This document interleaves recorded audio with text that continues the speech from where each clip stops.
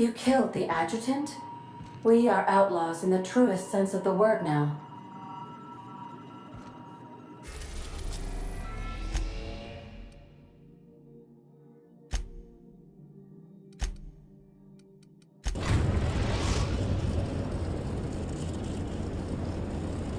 I am pleased to inform you that we have arrived at the labyrinth.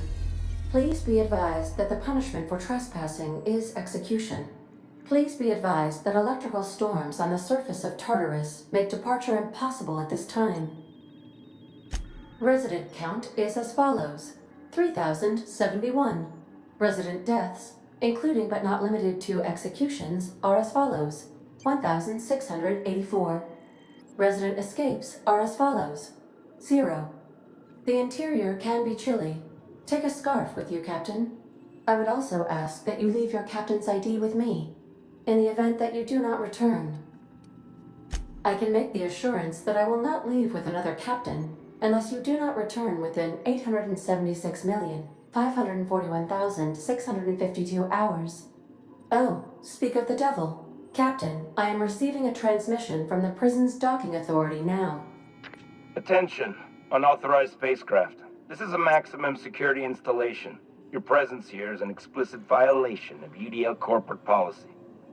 You are hereby confined to your docking platform until a ticket detailing your crimes has been filed and notarized, at which point your vessel will be seized and you will be executed. Your ship is not permitted to leave until you remit payment for your fines and submit yourself to execution. Only after your smoking corpse is thrown from an airlock will we lift the lockdown on your spacecraft. Captain, I would not recommend this course of action.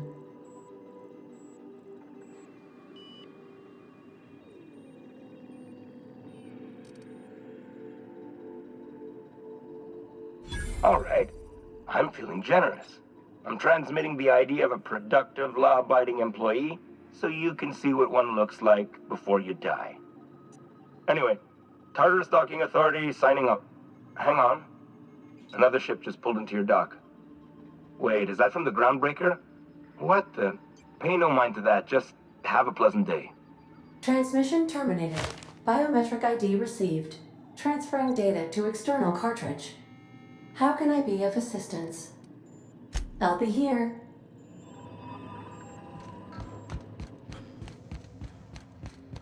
Stay safe, though.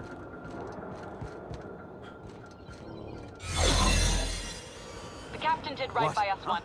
Now it's ours. The board will never own Groundbreaker. Not while I breathe. Push on, Mardak. Groundbreaker! Attack!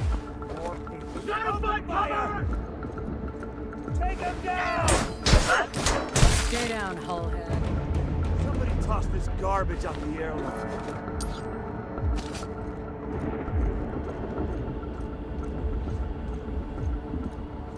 What was that?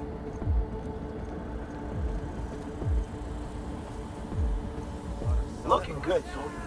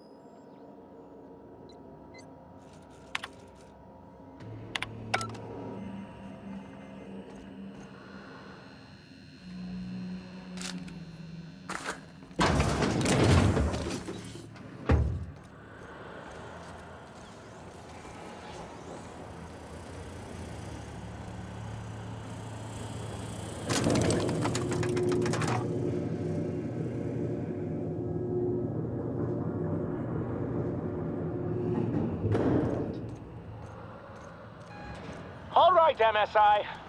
I'm not one for rousing speeches, but the captain needs our help. So, get in there and fight!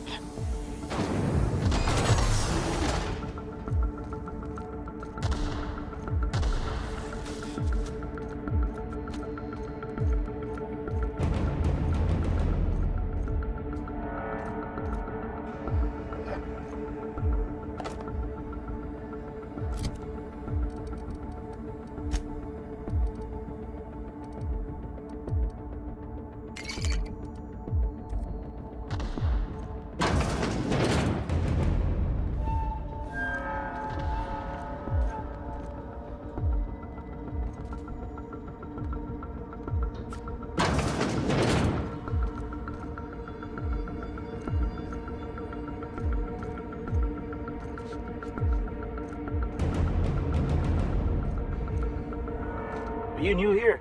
I didn't think we were hiring more staff. Oh, that's great. Thank you, sir. Yes, sir.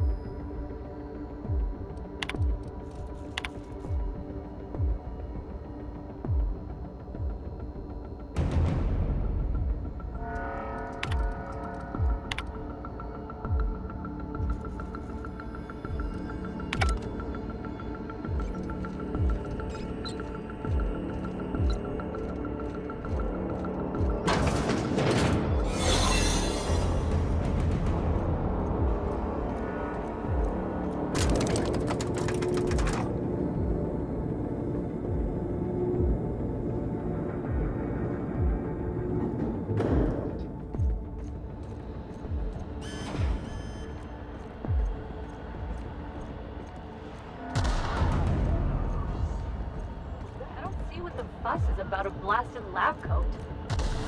Fugitive's a fugitive. Let it go.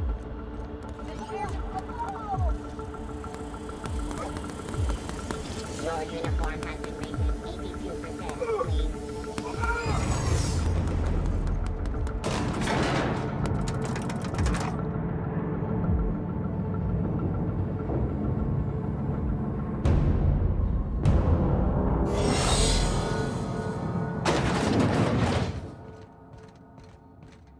After all you've done, all the work you've destroyed, all the money you've cost me, your misguided crusade has doomed Halcyon.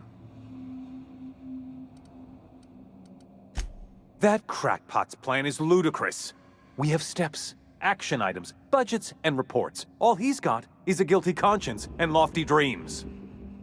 In any other circumstance, I'd admire your boldness. In this one, however, I have only 2 words for you. Fuck off. Psychopathic outlaws don't deserve the time.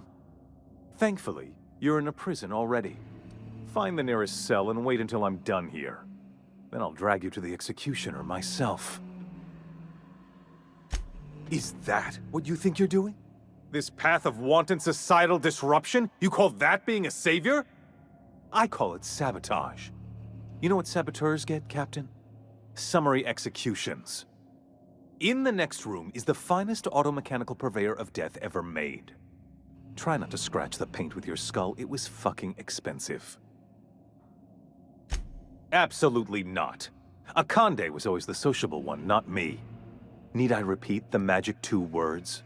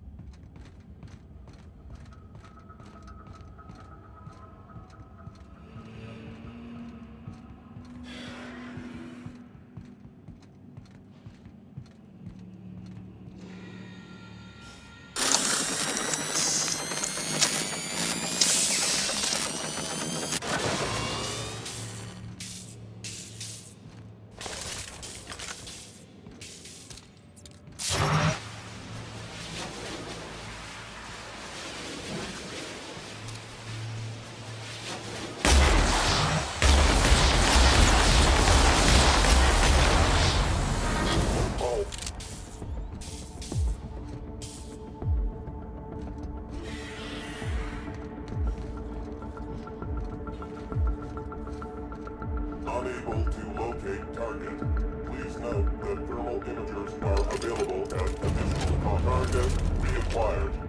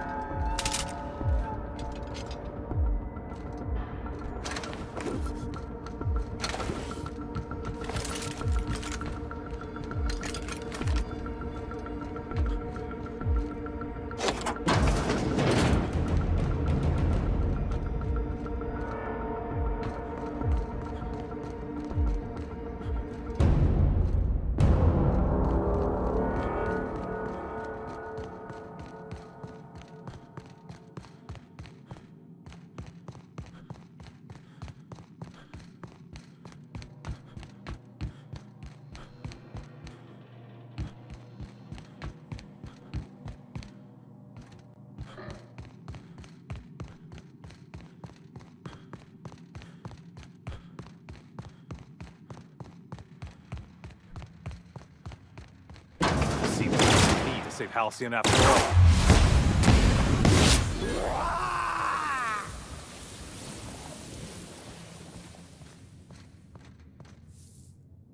Get me out of here!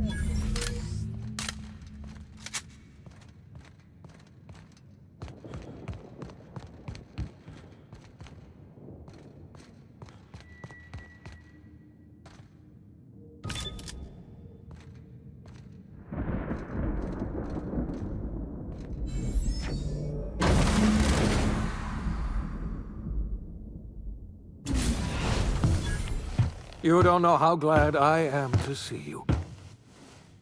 You lunatic. You broke into the board's own fortress and killed the chairman just to rescue one doddering old man? You are absolutely out of your mind, and I can't begin to thank you enough. Ah, all in a day's work for you, huh? You've broken the board's stranglehold on this colony, and you saved my life. But there's still so much we have yet to accomplish. You and I are going to have to work harder than ever to save Halcyon. I'm afraid the situation is far worse than any of us ever anticipated. I would like nothing more than to celebrate this victory, but we have a serious problem on our hands. Earth has gone dark.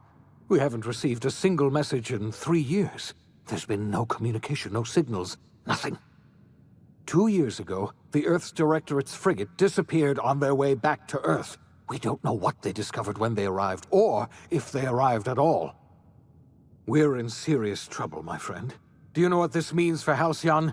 We can't rely on Earth for support anymore. We've been cut loose. We're entirely on our own. Yes, you're right. The road is long, and we haven't a moment to waste. We must begin the revival process immediately, starting with the Hope's brightest minds, and then we're going to fix this damn colony, one problem at a time. We're going to need a leader, and I can't imagine a better person for the job than you. What do you say, old friend? Will you help us? I can't tell you how glad I am to hear that. When I revived you, I thought we were going to save this colony all by ourselves. But I was wrong. We can't save Halcyon on our own. We're all going to have to pull together, somehow. We are not a colony anymore. Our last connection to Earth has been severed. I don't know if we'll survive, but we're going to have to try our best. The OSI teaches that everything in the universe happens according to the grand plan. But the stranger that arrived in Halcyon was an unplanned variable. From the moment he landed in Emerald Vale, his actions altered the course of history. The events on Tartarus brought about the end of the board's authority. But the board's mistakes would haunt the colony for decades to come. The damage they left behind would require the work of a generation to repair. Dr. Phineas Wells began reviving a handful of the Hope's colonists. Engineers, scientists, technicians, and intellectuals. They were among the brightest minds the Earth had ever sent out into the stars. The Hope scientists and engineers woke up in a colony descending headlong into total collapse. With no way to return to Earth, they had no choice but to band together and devote themselves to the cause of saving Halcyon. The people of Halcyon were nothing if not hardy. In the absence of the board's authority, many of the colony's settlements banded together with a single purpose in mind: survival. Life was especially hard in the years to come. Some towns dissolved by attrition and starvation, but most of them found a way to carry on. In the years to come, Halcyon was forced to reckon with its newfound freedom. The board was gone, and for better or worse, the colony was responsible for its own destiny. Sanjar's civil liberties and worker-centric policies were slow to catch on with the other corporations. But as Halcyon began its long, arduous journey toward recovery, many of Terra 2's smaller townships started adopting MSI's alternative corporate structure, and eventually became entirely self-sufficient. In the coming years, many of these townships managed to eke by, where otherwise they might have starved. Consumed by paranoia, Lilia Hagen took Sublight Salvage in a controversial direction, openly accusing board officials of an extraterrestrial conspiracy. One day, an accident at the Groundbreaker's docking bay silenced her forever. Time would tell if her replacement could keep the Sublight family together. Adelaide McDevitt replaced Reed Thompson as the leader of Edgewater. She and her followers transformed Edgewater in their image. Anyone loyal to Reed was pressured into leaving town, and those who stayed behind adapted to her way of life. Adelaide transformed the old cannery into a new garden. The nearby Edgewater Cemetery provided a convenient source of fertilizer. Under the leadership of Junlei Tennyson, the Groundbreaker held firm against corporate influence. The ship's mechanical stability gave Junlei the time to educate a promising generation of engineers schooled in her family's traditions. The future of the Groundbreaker looks promising. The rediscovery of the Hope and the abandonment of the lifetime employment program forced Byzantium to come to terms with some uncomfortable realities about the state of Halcyon. While Byzantines were reluctant to surrender the luxuries they'd grown accustomed to, the board's diminished authority gave them little choice in the matter. Nearly everyone had to learn to make do with less. Some even had to get jobs. It was a dark time indeed. Your influence shifted Ellie's perspective. She finally admitted, albeit grudgingly, that she just might need other people. Sometimes. With a steady income from the life insurance payouts, she was finally able to afford a ship of her own. She hired a small crew and flew supply missions to communities on the fringe. Some of them were even legal. Life in Halcyon was sobering for Felix Millstone. The grand revolution he dreamed of never came. There was no great awakening for the colony, no celebrations in the streets. There was only the hard, desperate work of trying to repair a broken colony. Felix never had a head for numbers, but if there was labor to be done, he was there to help. Eventually, Felix realized that the work of a revolution was done with two hands. As much as he enjoyed his adventures aboard the Unreliable, the vicar, known as Max, eventually decided that it was time to move on, to live out the life he had sought so long to create. He knew there were many in the colony who carried burdens much worse than the ones he had struggled with, and he devoted himself to easing their suffering wherever he could. He only ever took up arms again to defend the defenseless. Unshackled from a lifetime of striving and fighting the universe and himself, Vicar Maximilian de Soto was finally at peace. Once the matter with the Hope colonists was resolved, Junlei bashfully asked Parvati if she'd like to join her permanently on the Groundbreaker, and Parvati enthusiastically, if somewhat awkwardly, agreed. The stories of her adventures spread across the colony, and Parvati soon found herself the center of attention.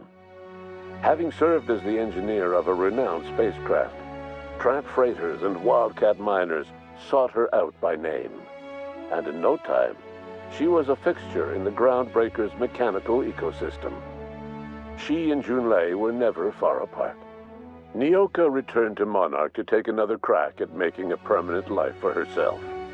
She formed the Charon Group, an MSI subsidiary of ragtag survivalists and wilderness experts. Anyone in need of a guide, or just looking to throw back a beer and swap stories, could find her camping on the trail, or clearing an infestation. Before his untimely death, Captain Alex Hawthorne had plans to restore and modify, for combat purposes, a sanitation and maintenance automechanical that he'd found in a state of disrepair in Emerald Vale's scrapyard. That unit remains broken down and forgotten in the Unreliable supply closet to this day. Minister Clark was released from house arrest, and his contact with you gave him a sense of renewed purpose and vigor.